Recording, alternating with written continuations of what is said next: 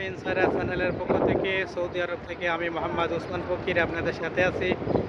তাই আমার সাথে উমরা যারা আসছে আমার এই ভাই এবং ভাবি তারা এই কবুতরকে চনা খাওয়ানোর জন্য এই জায়গায় বসছে এবং এই জায়গায় চনা বিক্রি করার জন্য প্রচুর লোক থাকে। প্রচুর লোক আপনারা দেখেন এই জায়গাতে প্রচুর লোক চনা বিক্রি করার জন্য আছে।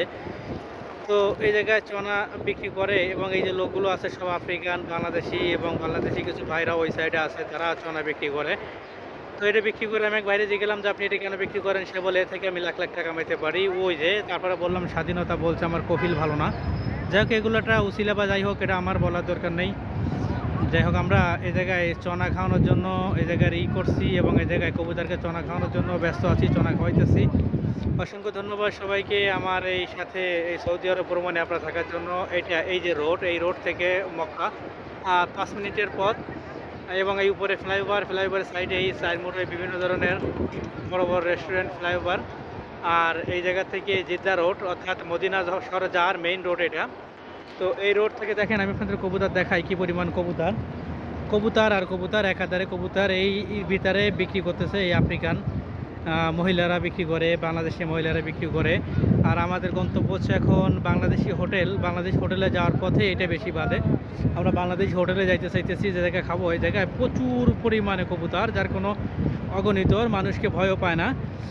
তো আমি চিন্তা করলাম এইটা তো আসলে সৌদি আরবের এবার সুন্দর একটা জায়গা আপনাদের দেখানো উচিত, যেহেতু আমার ইউটিউব ফ্যামিলির সদস্য আপনারা যারা নিয়মিত আমার ভিডিওগুলো দেখে থাকেন তাদের জন্য এটা আসলে ভালো একটা জিনিস। আমি আপনাদেরকে ওয়াদা করছিলাম যে সৌদি আরবে আমি যে জায়গায় যাব সব জায়গায় আপনাদেরকে দেখাবো। তো সেই উদ্দেশ্যে আমার এই জায়গায় ভিডিওটা করা। তো ইনশাল্লাহ অসংখ্য ধন্যবাদ সবাইকে। আমার এই ভাই আমার সাথে রোম থেকে একসাথে হয়েছে এবং এই ভাই উনি এই চনাখার এই ভিডিওটা করতে চাইতেছে। এই হাজির হাজির হাটে দেখার জন্য অনেক বিজি হয়ে পড়ছে সবাই। খুব মজা করে জায়গায়, খুব মজা করে দেখেন, খুব মজা করতেছে। এই যে উমরা করে যারা যাইতেছে উমরার হাজিরা আসতেছে সাইডে। অনেক সুন্দর, অনেক সুন্দর এই জায়গায়। আপনার মনটা কেন ভালো হবে না? এই জায়গায় মন ভালো করার জায়গা। যদি আমি আপনাদেরকে বলি, আপনারা যদি টাকা বেশি থাকে, দেশের বাইরে কোথাও যাওয়ার চিন্তা ভাবনা করে থাকেন, তো টাকা পাইলে আপনারা এই সৌদি আরব ভ্রমণ করেন। সৌদি আরব ভ্রমণ আপনাদের জন্য অনেক আরামদায়ক হবে এবং এটা সবের ন্যায় তো হবে এবং আপনার ট্যুরিস্টের মতো ভ্রমণও হবে। দেখেন কি সুন্দর চার মুড়ে পাহাড়ে ঘেরা রসুল পাক সাল্লাল্লাহু আলাইহি সাল্লামের দেশ।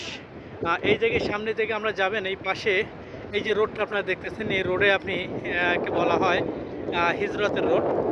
হিজরাতের রোড বলা হয়, বা যেখানে রসুল পাক সাল্লাল্লাহু আলাইহি সাল্লাম হিজরতের রাতে এই রোড থেকে গেছিলেন, এই জন্য এই রোডটার নাম হচ্ছে হিজরত রোড। হিজরত রোডের দুই সাইডে প্রচুর পরিমাণে হোটেল এবং ওই সামনে আমরা যে জায়গায় এখন যাবো এটাতে বাংলাদেশি হোটেল। আমরা এই জায়গায় কিছু নাস্তা খাবো এবং আমরা হোটেলে যাব, হোটেলে আমাদের জন্য খাবার রেডি আছে। তারপর আমরা এই জায়গায় বাংলাদেশি হোটেলে খাবার খাবো, আপনাদেরকে দেখাবো যে কী কী খাবার পাওয়া যায়। তো সাথে থাকেন ইনশাল্লাহ, আমি আপনাদেরকে দেখাইতেছি। আল্লাহ হাফেজ।